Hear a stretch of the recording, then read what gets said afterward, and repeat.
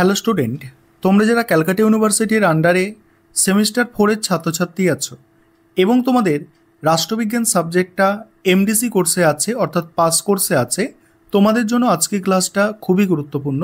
আজকে ক্লাসে তোমাদের CC4 পেপার থেকে একটি গুরুত্বপূর্ণ 15 মার্কসের প্রশ্নের উত্তর নিয়ে আলোচনা করব। প্রশ্নটা আছে, প্রাচীন ভারতের রাষ্ট্রচিন্তার বৈশিষ্ট্যগুলি আলোচনা করো। মোস্ট ইম্পর্টেন্ট একটা প্রশ্ন, আর তোমাদের 15 মার্কসের জন্য 300 শব্দের মধ্যে লিখতে বলা হয়েছে, অর্থাৎ এই 300 শব্দের মধ্যে গুছিয়ে তোমাদের অ্যান্সার করতে হবে। খুব বেশি বড় লিখলে কিন্তু চলবে না।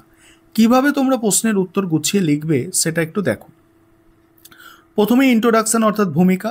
ভারতীয় রাষ্ট্রচিন্তার ভিত্তি বহু প্রাচীন, যা আনুমানিক খ্রিস্টপূর্ব 2য় সহস্রাব্দে পথিত হয়েছিল। এই সুদীর্ঘ চিন্তাধারা মূলত ঋগ্বেদ, ধর্মশাস্ত্র, মহাকাব্য, বৌদ্ধ জৈন সাহিত্য, পাণিনি পতঞ্জলির রচনা এবং সর্বোপরি কৌটিল্যের অর্থশাস্ত্রের মতো গুরুত্বপূর্ণ উৎস দ্বারা সমৃদ্ধ। এবার আছে প্রাচীন ভারতের রাষ্ট্রচিন্তার প্রধান বৈশিষ্ট্য সমূহ।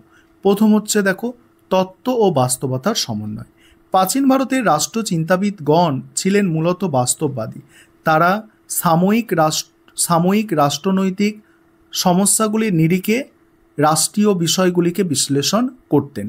তবে তারা শুধুমাত্র বাস্তবতার ওপর জোর দেননি, বরং রাষ্ট্র ব্যবস্থার একটি তাত্ত্বিক কাঠামো নির্মাণের প্রয়াস চালিয়েছিলেন।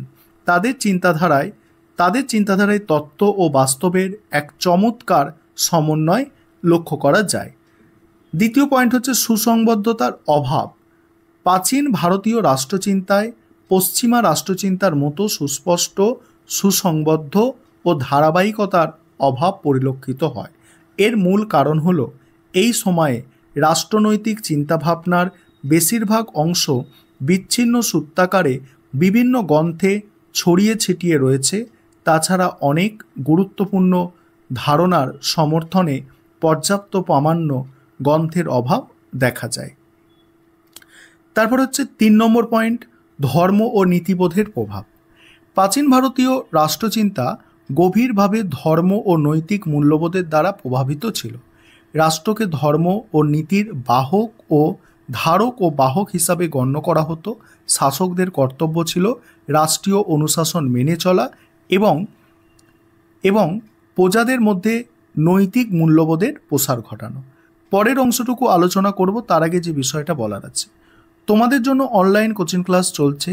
অনেক ছাত্রছাত্রী পেড ব্যাচে অ্যাডমিশন নিয়েছে।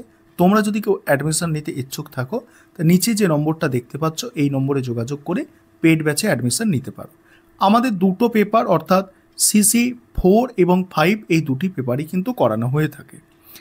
এবারে পরের পয়েন্ট কি আছে দেখো, রাজতন্ত্রের প্রাধান্য। প্রাচীন ভারতীয় রাষ্ট্রচিন্তায় রাষ্ট্রের ধারণার চেয়ে রাজতন্ত্রের প্রাধান্য সুস্পষ্ট। রাষ্ট্রকেন্দ্রিক আলোচনার পরিবর্তে রাজাকে কেন্দ্র করেই রাষ্ট্রীয় নীতি ও প্রশাসনের আলোচনা আবর্তিত হয়েছে। তবে রাজতন্ত্রের প্রাধান্য সত্ত্বেও ব্যক্তিজীবনের ওপর রাষ্ট্রের চরম কর্তৃত্ব প্রতিষ্ঠিত হয়নি। পরের পয়েন্ট, রাষ্ট্রচিন্তার ব্যাপক পরিধি। প্রাচীন ভারতীয় রাষ্ট্রচিন্তার পরিধি ছিল অত্যন্ত বিস্তৃত। এখানে কেবল রাষ্ট্র ও রাজনীতি নয়, অর্থনীতি, সমাজতত্ত্ব, সংস্কৃতি, ন্যায় বিচার এবং পররাষ্ট্রনীতির মতো বিষয়গুলি বিস্তারিতভাবে আলোচিত হয়েছে। পরের পয়েন্ট, প্রাচীনত্ব ও ধারাবাহিকতা। প্রাচীনত্বের বিচারে ভারতীয় রাষ্ট্রচিন্তা পাশ্চাত্য রাষ্ট্রচিন্তার তুলনায় অনেক প্রাচীন।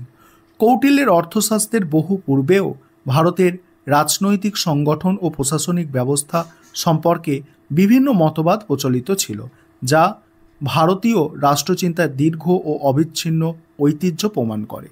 নেক্সট পয়েন্ট আছে রাষ্ট্র ও সমাজের অভিন্নতা। প্রাচীন ভারতীয় রাষ্ট্র দর্শনে রাষ্ট্র ও সমাজের মধ্যে সুস্পষ্ট কোনো পার্থক্য করা হয়নি।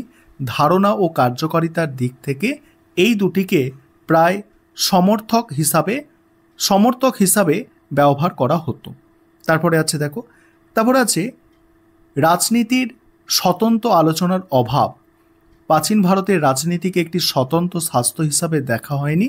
রাজনৈতিক বিষয়াবলী সমাজ জীবনের অন্যান্য দিকের সাথে অবিচ্ছেদ্যভাবে যুক্ত ছিল। পরবর্তীকালে রাজনীতি একটি স্বতন্ত্র আলোচনার বিষয় হিসাবে আত্মপ্রকাশ করে। নেক্সট পয়েন্ট আছে ধর্ম ও জাতিভেদ প্রথার সমর্থন। প্রাচীন ভারতীয় রাষ্ট্রচিন্তায় প্রচলিত বর্ণ ও জাতিভেদ প্রথার সমর্থন লক্ষ্য করা যায়। সনাতন ভারতীয় দর্শনে সমাজকে স্থিতিশীল রাখার জন্য প্রতিটি বর্ণের নিজস্ব ভূমিকা ও গুরুত্বের ওপর আলোকপাত করা হয়েছে। মূল্যায়ন।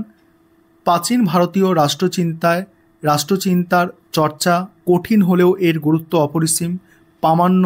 প্রামাণ্য অভাব ও ব্যাখ্যার ভিন্নতা থাকলেও এটি ভারতীয় রাজনৈতিক ও সামাজিক কাঠামোর প্রাথমিক রূপ বুঝতে সহায়ক। কৌটিল্যের অর্থশাস্ত্রের মতো রচনা আজও মূল্যবান। আধুনিক ভারতীয় রাষ্ট্রচিন্তার ওপর এর প্রভাব অনস্বীকার্য।